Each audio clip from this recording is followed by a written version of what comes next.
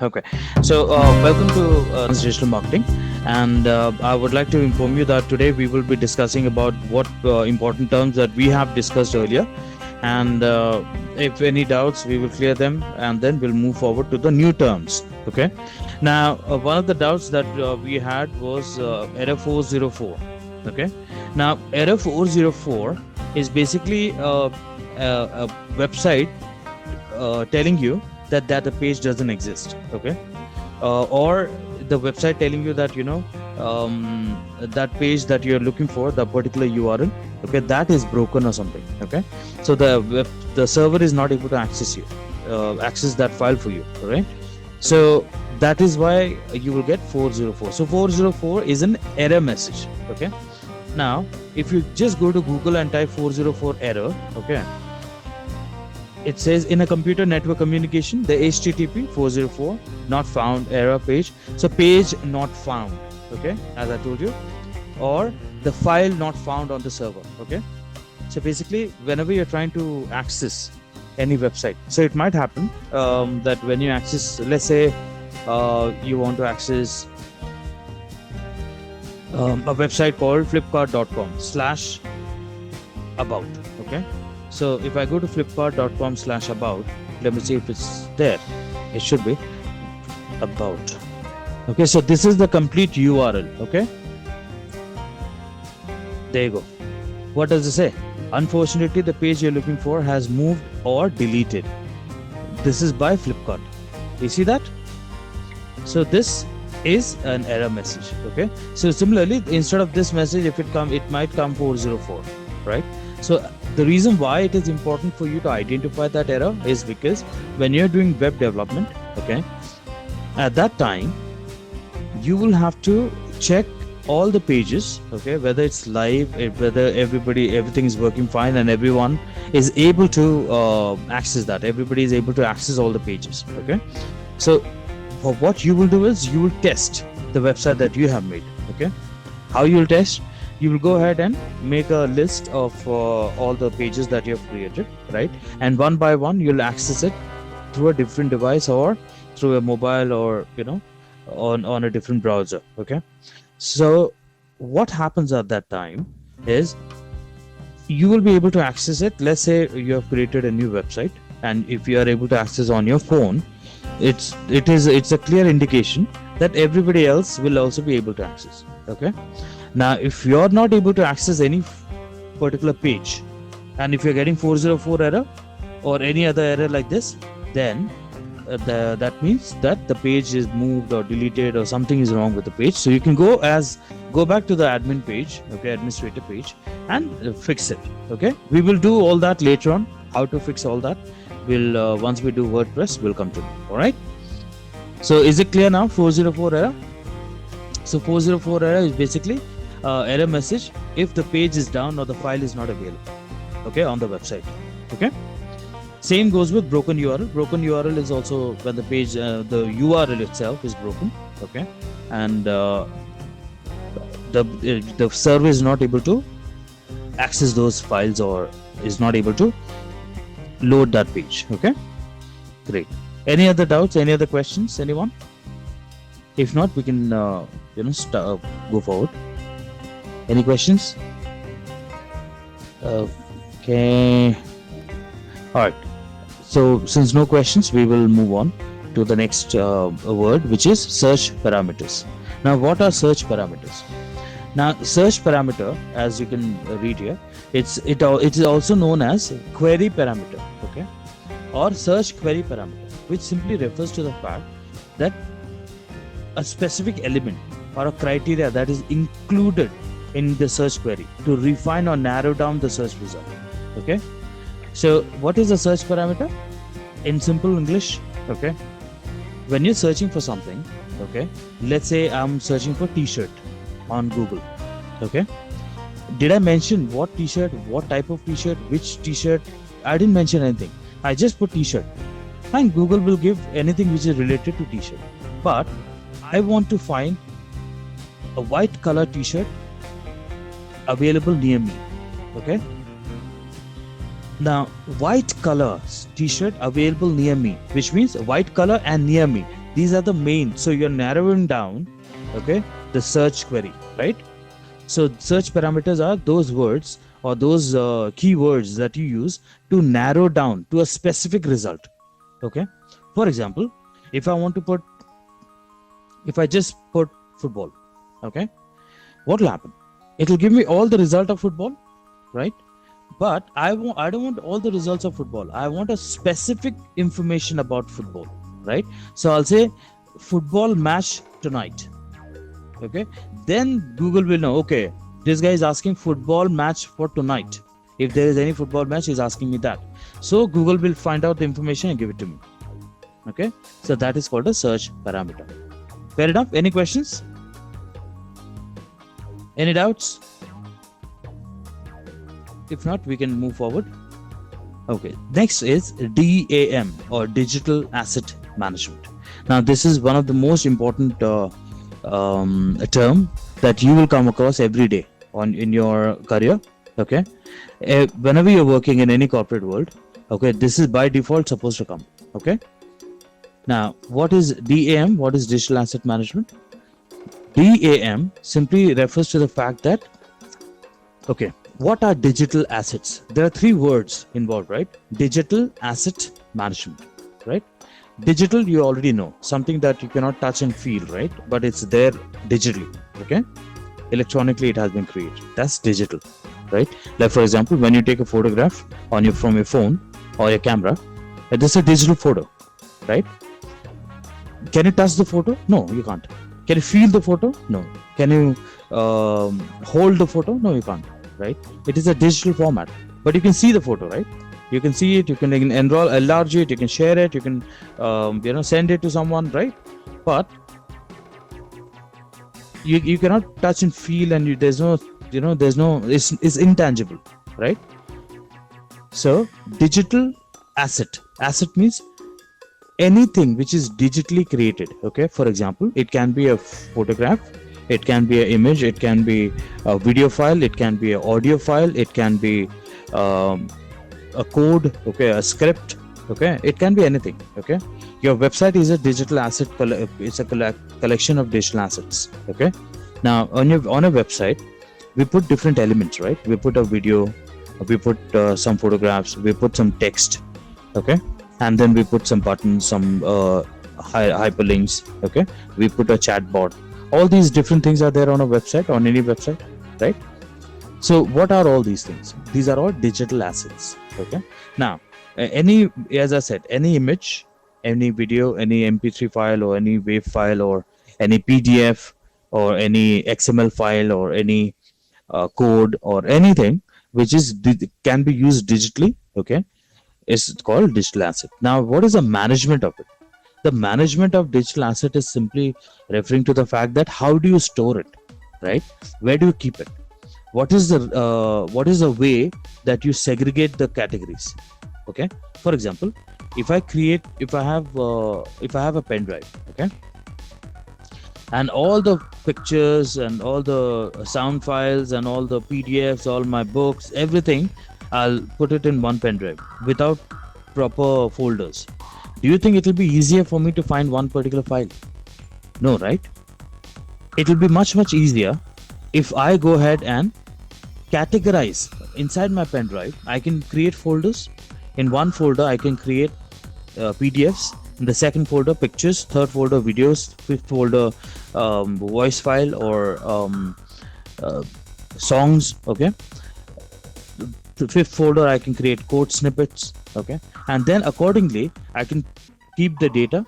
So now I know if I want pictures, I can go to picture folder. If I want some video files, I can go to video files. If I want some XML files, I can go to XML file folder, right? If I want to, that is called category creation, right? Segregation of data according to the categories, right? It, in simple words, okay, in your house, there is a cupboard, right? In your cupboard, you keep arranged clothes properly, right? You know which clothes is where, right? You keep sweaters separately, t-shirts separately, jeans separately, right? Now, if you want to take out and you have to, for example, there's a function and you want to immediately get dressed, right? So what you'll do, You'll open the cupboard and you'll pick up the stuff easily, right? Whatever you want to wear. So, but if you don't manage it properly, and if you just put without folding, with you just stuff all the clothes together, will it be easier for you to find? No. Will it be kept nicely? No, right? So that is called a management of clothes. Similarly, management of digital assets is digital asset management. Okay, why is it important? Because it creates a lot of value in terms of managing your projects. Okay, now when you're doing a live project, be it a social media project or be it a website project or be it analytics project, anything, okay, any project that you're doing, you need to be interacting with lot of elements, okay, lot of digital assets, right? At that time, if you store everything properly, okay, and if you have the habit right from the beginning of keeping different folders for different purpose, what happens is your project becomes much more efficient. Okay, you will be able to easily work. Your productivity will improve a lot. Okay, and then it might happen, for example, that you are working as a social media manager or social media executive in one company. Let's say you're working for Nika or Myntra, okay, or Flipkart. Now your boss comes and says, you know what, 2 months ago, where the post that you have created for social media, can you send it to me? Okay, now if you don't keep every folder wise, okay, date wise, if you don't keep, okay, what I do is every day when I work, okay, I create a folder and put the date of that day, and whatever work I've done, I'll drag everything and put it in that folder. Tomorrow when I'll log in, I'll create the same thing. Okay, so I know which date is what item, okay, that I've created. I can go back to that particular like, for example, when your boss says, okay, give me the file which you have created 2 months ago, so you can exactly know, you can go back to 2 months ago folder, you'll see all the folders, you can go exact date, you can pick up the file, and within seconds you'll be able to send an email to your boss saying that yes, I've sent it to you, right? But if you don't do that, that is when you'll have to scan through each and every file that you have created. Okay, it will take hours and hours. Okay, and then obviously it will create a bad image. Okay, because people will now know that you're not a professional, right? People will ask you to be more productive. Okay, so and then it is it will impact your own projects that you'll create in future, right? If you don't maintain digital asset. Now digital asset management is done. A lot of softwares are there, professional softwares, where they already have a system of managing data. Okay, so each and every software that you'll be used to, or you'll be working, or you will get trained on, they will train you on how to store data, right, in the companies. But when we will do WordPress, we will also do digital asset management in the WordPress, and I'll show you how folders are created, how libraries are created. It's called libraries. Okay, how libraries are maintained. Okay, and how we can retrieve any file and easily.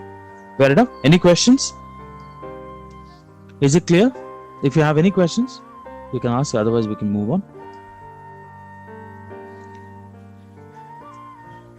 Okay, so no questions, we will go back. We will go to analytics now. Okay, now analytics.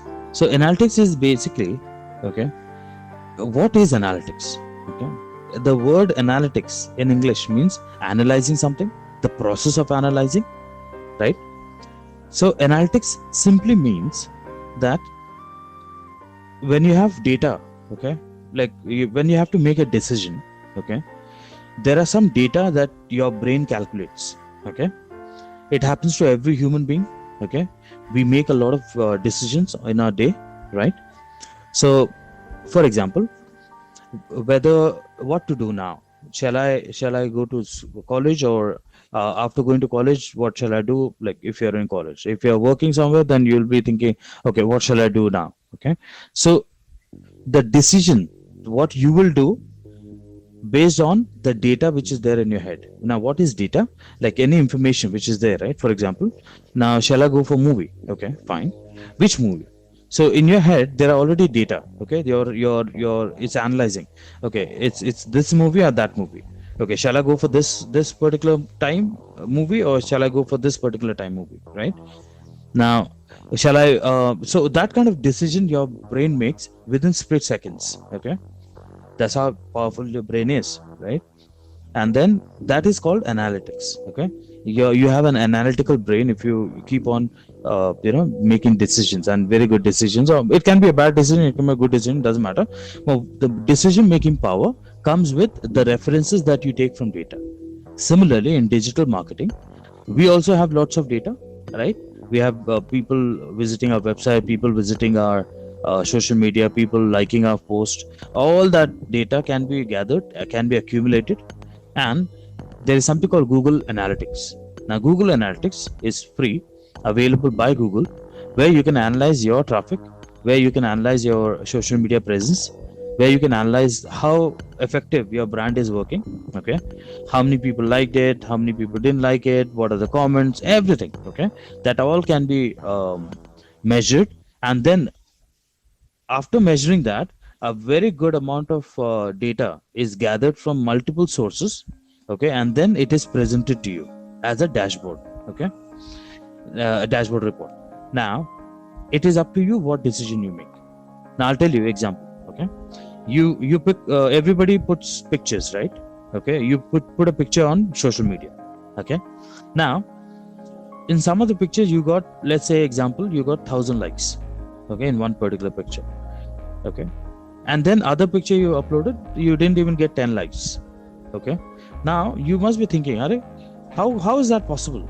You know, I have, it's the same person. I'm putting one photograph here, and one I'm getting 1,000 likes, one I'm getting only 10 likes. Why?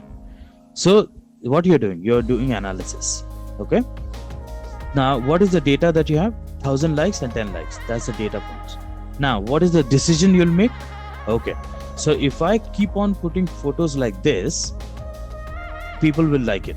Okay, but if I put photos like the other one, people might not like it. So what you'll do, you'll start creating more content or more photograph based on the number of likes that you have got. Fair enough? So the photograph that has gathered 1,000 likes for you, you look at that data, you look at the photograph, and then you'll understand, okay, maybe it's because of the lighting, maybe it's because of the location, maybe it's because of the particular any event that you're attending, right? So okay, maybe people like to like this kind of reasons, right? That's why I've got 1,000 likes. So what you'll do next time onwards, you will again try to recreate photographs like that, and then keep on uploading. Then what will happen? Then you'll get more and more likes. Okay, right? So obviously the photograph which has gotten you only 10 likes, you will never recreate it, because now people don't like it. So what's the point of me creating photographs which people don't like? Correct? Or creating posts which people don't like? Correct? So that's how decisions are made. And with Google Analytics, you will be able to make a lot of decisions. Okay, now you don't have to make decisions blindly based on the data which is in front of you. With that data, it will help you to make a decision. Okay, so your decision making power increases, okay, many folds. Why? Because now you have the real time data, and you can understand your web traffic, you can understand your consumer behavior, you can understand what people like, people don't like. Okay, and based on that, you can create or recreate your social media presence.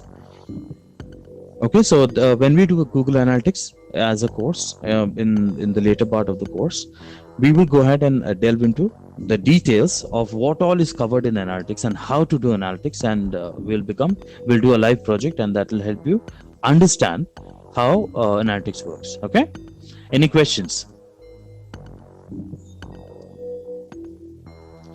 If no questions, we can move forward. Okay, so all right, so there you go. The next one is backend. Now, backend in terms of software development. Okay, if you're into software development, backend simply refers to the application or the set of servers which is working in the background. Okay, working in the background means, like for example, everybody uses WhatsApp, correct? Now, what you can see is, you can see the WhatsApp app. When you click on it, you put the number, you send a message to someone, click on send, it goes. But do you know in the background what is happening? No, right? Because you can't see the background, right? You can't see backend. In the backend, there's a server. Now your request is now sent to the server. From the server, it knows where to send. Okay, it takes the data that you're sending, copies it, sends it to the person whom you're sending it. So all that happens within split seconds, and that's when you'll realize that okay, the WhatsApp is working, right? So in the back end, there are servers involved, there is a code involved. Okay, there are a lot of things which are involved. Okay, so and then that gives you the entire WhatsApp as a app. And what if anything goes wrong in the back end, also the front end will not work. Okay, fair enough. Any questions?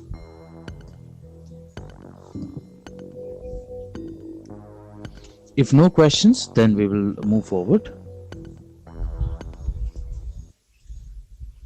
Okay, great. Now the next is HTML. Okay, now HTML is hypertext markup language. Okay, now what is a language? You must be asking, right? What language are we talking about?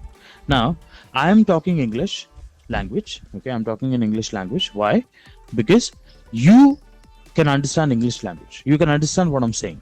But just imagine if I sit here and start talking in Japanese language, okay, or Korean. Okay, will you understand? If you're not a native speaker, you might not understand, because you're not a native speaker of Japanese, correct? If I sit here and talk some other gibberish language, okay, you'll not be able to understand because you don't know the language. Now if I want to talk to a computer, okay, obviously I need to speak the language the computer understands, right?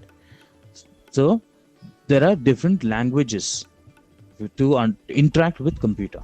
Okay, so in the software development world, so what is the language? One of the language to make website, one of the languages hypertext markup language. Okay, we use HTML to create websites.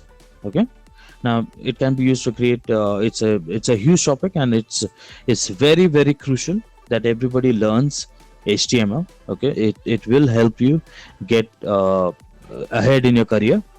Okay, so if you get time, you do more research on HTML, and if possible, learn that language. Okay, so we will touch HTML basics when we do WordPress development. Okay, on web development we will touch upon HTML. Okay, so HTML is basically hypertext markup language, and it is only for making websites. Okay, and other things as well, but we will only focus on making websites. Okay, great. Now let us understand the next topic. Any questions for HTML?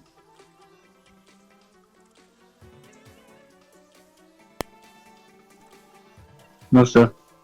Okay, no problem. So we'll go forward. The next one is domain. Now what is domain? So domain, as of now, for you in the first week of the training, domain just simply refers to the name of a website. Okay, we also call it domain. Okay, that's all you have to know. Later on we will discuss more. As of now, it's just the name of the website. Okay, so this is a domain. Flipkart.com is a domain. Okay, just understand that. Fair enough. It is just another word to say Flipkart.com. So instead of saying website, you can say, hey, you know what is a domain? Can you send me a domain link? Okay, domain link. Okay, yes. If you talk to a technical person, they'll say, okay, fine. This is my domain link, which means it's www.whatever.xyz.com. This is my domain link. Okay, basically this is my website link. Okay, now what is domain registry? Now everybody has a mobile phone, you know, right? And then you have a SIM card. Okay, now if I buy a mobile phone, but if I don't buy a SIM card, will I be able to call anyone? Will I be able to use the services? Okay, no, right? So for me to start using the service, okay, start using like calling and all that features, I have to get a SIM card. Now, SIM card is provided by whom? SIM card is provided by ISP, or not ISP, but then let's say we'll call them connection provider. Okay, right? So, like Airtel, Vodafone, and all that, Geo, right?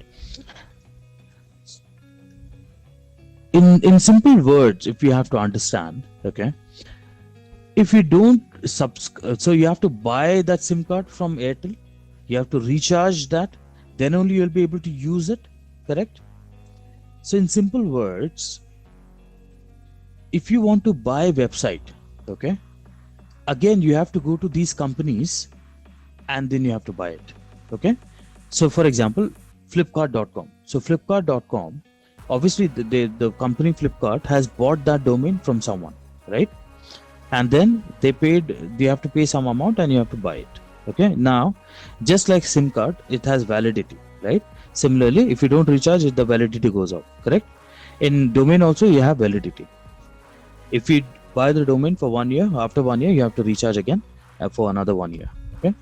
So at that time, you will be able to use that domain for that particular period of like recharge, okay? Now, where to buy? Which are the companies who are selling domains, okay? The companies are namecheap.com, okay, godaddy.com, hostinger.com, okay, and there are many more, okay? These are the main three ones which are very famous, okay? So for my website also, I have I use Namecheap, GoDaddy, and Hostinger, okay, for my different websites that I have, right? So every time what happens is I buy for 1 year, 2 years, 3 years, depending on which project it is, and then you can buy for 5-10 years as well, okay? But there's a cost involved. Now, for example, if you want to create your own website like www.yourname.com, yes, you can find it.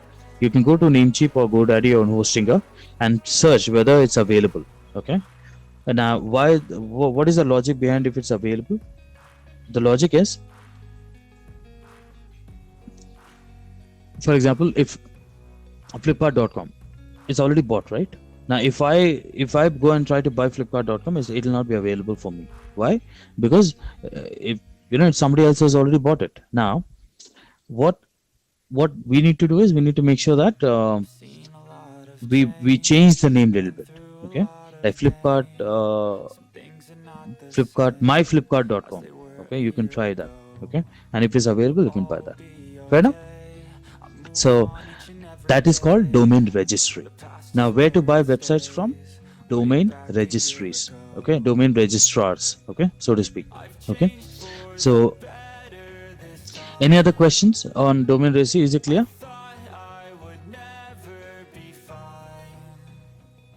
Okay, if no questions, we will move forward, okay? The next is web compliance. Now, very, very important, web compliance. Now, web compliance, it's a huge topic, and web compliance is something that you'll come across every day when you're working in digital marketing. Why? Because you have to be compliant with a lot of norms and rules and regulations and the norms of the internet, okay? Now, what are the norms? Who creates the norms? What are the rules and regulations? Now I'll give you a simple example, okay? If just imagine you bought a big huge truck, right? And you got a huge truck, okay? And then can you take the truck and drive without following the rules and regulations, without following the traffic rules and regulations on the road? No, right? You still have to follow the rules and regulations for your own safety and for others' safety as well, right?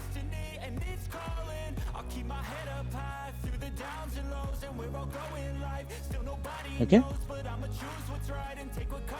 So if you bought a website, it doesn't mean that you can do whatever with the website. No, you still have to follow the rules and regulations, okay? what are the rules and regulations, how it is done, what needs to be taken care of. All that we will discuss later as well when we do a web development. And this is the organization, w3.org. Okay. Now, when you go to w3.org, this is the website where all the rules and regulations, all the compliance, everything is there. Okay. See, there you go. What does this W3 stands for? World Wide Web Consortium. Okay. Develops standards and guidelines to help everyone build a web based on principles of accessibility, internalization, privacy, and security. Okay. So, working with the stakeholders of the web. Now, who all are following the rules and regulations? See, all these big giants, Google as well, and Meta, okay, is also following, okay, the web standards, right? So, these are the web standards. So, you can go to this website in your career when you'll be working in companies. You'll go to this website and keep on checking the latest update every time. Okay. Why? Because rules and regulations keep updating, right? So you have to first, you should, as a professional, you should be the one, okay, going and checking and finding out more about it. Okay. So where you can find the official website is w3.org. Org means .organization. Okay. Fair enough. Any questions?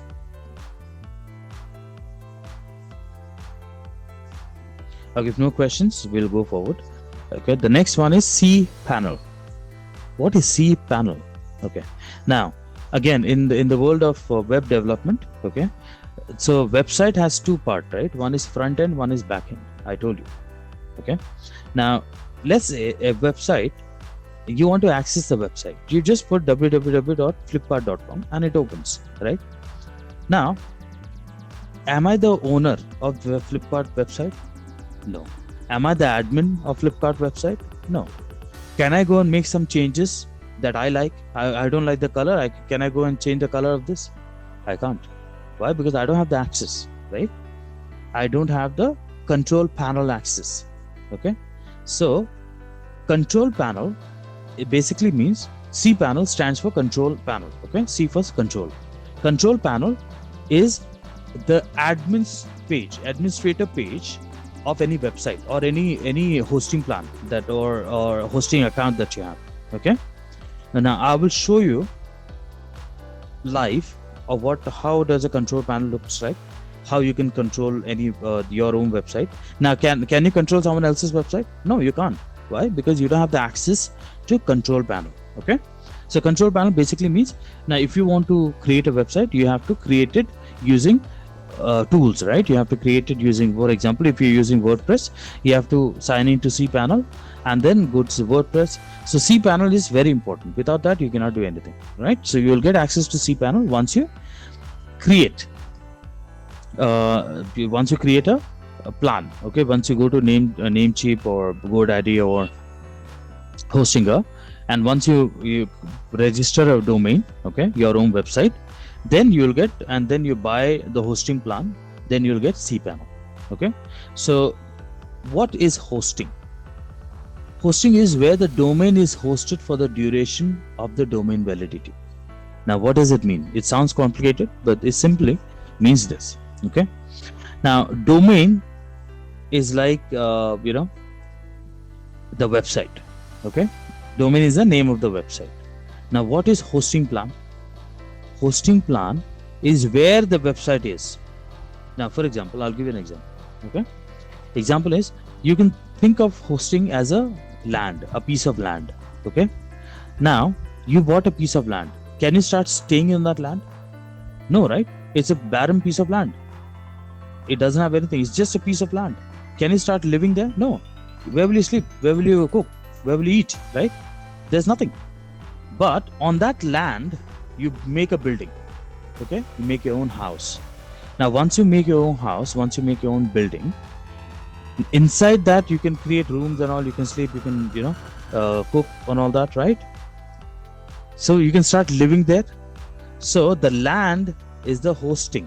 Okay, the house is the domain. Okay, understood? Very simple. Okay, the hosting is, now without the land, can you make a house anywhere? Can I tomorrow, I want to make a house, can I go to someone's land and start building the house? Is it allowed? Will they allow? They will not allow, right? They'll say, hey, this is not your land, go get your own land. I'll say, okay, fine, right? Now so that means without hosting plan, can you put the domain? Can you make your website live? No, you can't. You bought the website name, okay? You bought all the building materials, okay? You bought all the building materials, cement, bricks, this, that, everything, electrical equipment, everything you bought, but you didn't buy the land. Can you make it? Can you make your house? You can't, right? So for you to go live on World Wide Web, for you to have a website live, your own website live, that everybody can see, you need to have a hosting plan where you can host it. Okay, so in simple words, hosting means hosting a website, okay, or domain.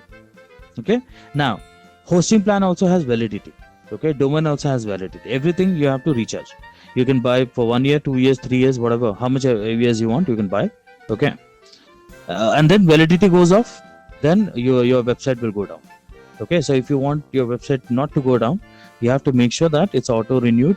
Whenever the date is near, it will auto renew. Okay, the money will be deducted from your account automatically, and then it goes. You can set up like that, or else before it expires, you can go ahead and recharge it again. Okay, so anyway, so the point here is hosting means where you host domains. Now, how many domains can I host? You can host unlimited domains depending on the hosting plan. Okay, unlimited domains means you can have any number of websites. Okay, there's no restriction, provided you pay for it, and then you have to pay for the hosting plan also. Okay, now any questions on hosting plan?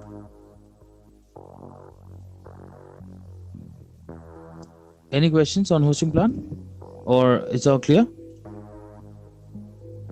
Okay, if it's no question, then we'll go to the next one. Okay, the next one is DNS, domain name server. Okay, so basically all you have to understand right now, DNS is something to do with the domain. What is the domain? The name of the website. Okay, so every website, I told you, there's a server. Okay, so DNS, as of now, just understand the DNS is domain name server. It is a kind of a server for the website. Okay, what is it, how does it function, all the technicalities we'll go through later. Okay, as of now, you just understand what is DNS is a domain name server. That's what it stands for. And what does it do?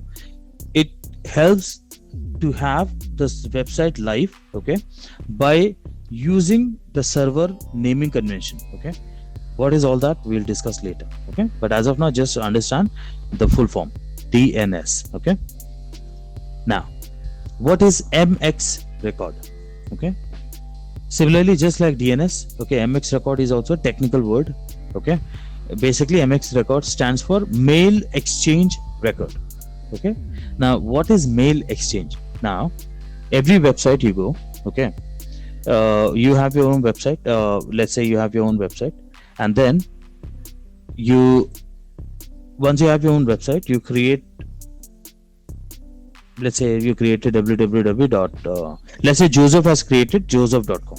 Okay, so www.joseph.com. Now Joseph wants all his new customers to send him an email. Okay, where? To his website email address. Which email address? hello@joseph.com or info@joseph.com, sales@joseph.com. Okay, so he has to create, because he doesn't want to give the Gmail, it doesn't look professional, right? So with the main domain name, he wants to create an email also. It is possible, it is free, of course, it's possible, or else there are paid services also. You can take whichever you want. Let's say he has taken the paid service, and then he has created info@joseph.com. What is info@joseph.com? It's a record. Okay, now there are some records like SMTP, okay, simple mail transfer protocol, and then they have some numbers, some information, okay, the data about the Joseph's domain. All that information is collected, and it's configured in the server. How to do that, where it is, how difficult it is, how easy we will discuss all that, and I'll show you live. It's very simple, but once I show you, it will become even more simpler for you. Okay, as of now, all you have to understand is to create email of your own domain, you have to have MX record. Okay, MX record, which simply stands for mail exchange, which means you're sending email to someone and they are replying to you. It's an exchange, right? So that mail exchange record has to be correctly configured. So that's what it means. Okay, fair enough. The next one. Any questions on MX record? So no questions. We'll move forward. The next one is user accounts. Now, user accounts is simple. In any application or any server or any database, you can create users. Like for example, you have your social media accounts. Okay. Now you don't have time. Okay. You are a celebrity and you don't have time. So what you'll do is you will hire people and you will give them access, and you tell them, manage my social media. Okay. So all the celebrities, they do that, right? They don't sit and talk on Twitter. They don't have time. They have a team of people who does that, who creates photographs, who create posts and then post it. And we consumers, we look at the photograph and then we like it. We think that the celebrity is sending, but actually that's not the case, right? So what they have done is they have created different user accounts. Okay, user accounts is like you creating accounts for your team. Okay, so that they can also put you login, and they will have some limited access, and then they can operate on your application or accounts. Okay, social media accounts. So any questions on user accounts? Any questions? If not, we'll move forward. The next one is email setting. So email setting is just like MX record.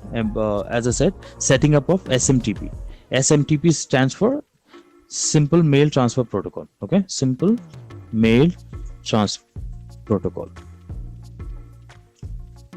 Don't worry, it sounds scary, but it's not. Okay, once I show you live, you will be surprised to how simple it is. Okay.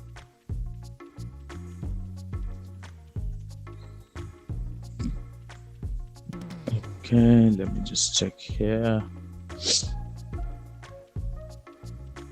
All right, so no questions, we can move forward. Solicitation emails. Now, solicitation emails simply refers to the word solicitation means selling something. Okay. Now, in digital marketing, we might have to send a lot of solicitation emails. Now, what do you mean by solicitation emails? Like sending emails of sales. For example, you're working for Nike, okay, or you're working for Myntra. Now, Myntra sends a lot of emails, right, to registered people who have subscribed for it. Okay, Myntra doesn't send spam. So whoever wants the email, they subscribe and they get the emails. In the email, what is there? All the information about the latest products, all the information about the latest discounts, any coupon code, if any special day, right? All that is available there, right? So in that email, so those are called solicitation emails. Okay. Now, how to write solicitation emails, how it looks like, how to draft it, how to send it, I will discuss when we do social media marketing. Okay. Now, next is SSL. So you remember SSL, Secure Socket Layer. I have shown you live in the previous class. SSL. So you can find here if the website is secure or not. Now, with the padlock, if you click on the padlock, it will say connection is secure. If I click on that, it says certificate is valid. What certificate? They're talking about SSL certificate. Okay. Now, if I want to click on it, I can see the date, when it was issued, and when it will expire. Okay. After this, what will happen? The certificate will auto renew. Okay. And then if the company has selected auto renew, it will auto renew. If not, you have to again buy SSL certificate. Okay. There you go. So that is SSL certificate. How it works, what is the technology behind it, we will discuss when we do WordPress development. All right. Shall we move forward? Any questions? Okay, so survey is a very simple term. I'm sure you guys have already heard of survey. In digital marketing world also, this word you'll come across a lot. Survey is basically a collection of data. Now you create a set of questions, you ask people, you send it to people. Now how you send it? Through digital marketing channels. You can send it to via Facebook, Instagram. You can send it via WhatsApp. You can send SMS. You can send emails. Basically, you can reach out to people in different ways using digital technologies available. And based on that, what you can do is you can go ahead and create a set of questions, and the answers that you get, you can analyze that and you can use it. So that's called a survey. Now, what is the most famous way of creating survey and most easiest way is Google Forms. Okay, so Google has a free service called Google Forms. Okay, so this is the URL of forms.google.com. Okay, now when I go to forms.google.com, it has different types of forms. See, party invitation, okay, course evaluation, contact information, RSVP. For example, you have a birthday party coming up, you can click on birthday party. Okay, this particular template. So these are already pre-made templates. Okay, now party invite. Let's say it's today is my birthday. I want to invite you guys. Now instead of sending paper or instead of printing the invitation card and sending it to you, I can send you one link. Okay, so I'll say, what is your name, right? Okay, and then the question is, can you attend? Yes, no. Okay, so do you see a small star is there? The star means it is mandatory. Okay, that whoever is responding, they have to. So this required here. Okay, if you turn it off, it becomes not mandatory question. If I turn it on, it becomes a mandatory question. So they have to answer this question. Next question is, how many of you are attending? Right, I'm sending an invitation to your family, right? How many people from your family are coming for the party, right? You can put your people you're sending it to, they can answer that question. What will you be bringing? Will you be bringing anything like main, salad, dessert? Now, do you have any allergies? What is your email address? Now, can I change the questions? Yes, of course, I can change the question. All I have to do is click on this. Okay, once I click, what is your name? Okay, and then can you attend? I can change anything. What will you be bringing? I can say, will you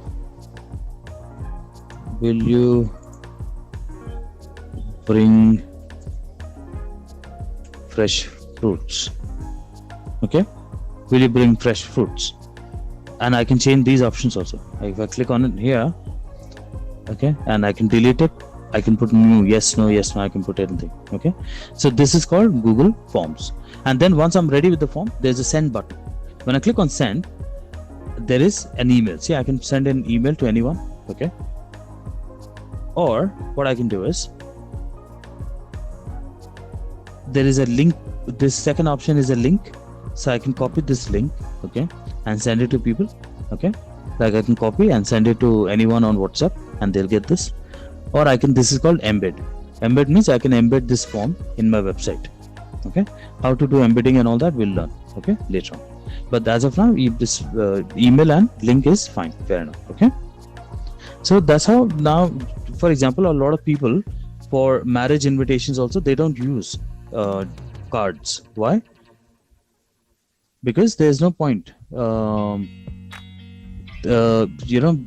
Because they're more conscious. They don't want to cut trees because paper comes from trees and all that. So in the event of that, they create digital invitation. Now, what is digital invitation? Digital invitation simply means that you can create a form, okay, and send the link, and whoever gets the link, they see the beautiful form. Okay, or you can create your own beautiful invitation, like a photograph, a post, and send it to people, right? And they can also respond, so you'll get an immediate response. Okay, so yeah, people have now started using it, and it's very popular abroad. In India also, it's becoming popular, and people are using it.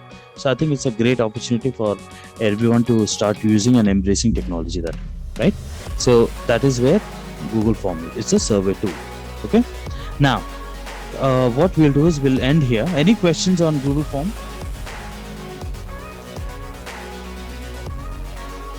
No, right? Okay. So in that case, what we'll do is we'll end here, and the homework for the day you already know, to write down a couple of words, a couple of lines of each of the important terms that we have discussed today. Okay, right from search parameters all the way to Google Forms. Okay, and I'll see you all tomorrow. If you have any questions, any doubts, please, this is the time to go ahead and speak and ask. So we'll wait for a few seconds and see if there's any response. Any questions? Anyone? No, sir. Thank you, No. sir. Okay. Okay. Great. No problem. Then in that case, we will end the session here. Okay. And I'll see you all tomorrow. Okay. And what we will do is tomorrow, not tomorrow, I'm sorry, tomorrow on Monday. Okay. So on the weekend, over the weekend, what needs to be done, I will send you all the email with the assignment, and then I'll see you all on Monday. Okay. Have a great weekend ahead, and thank you so much for joining.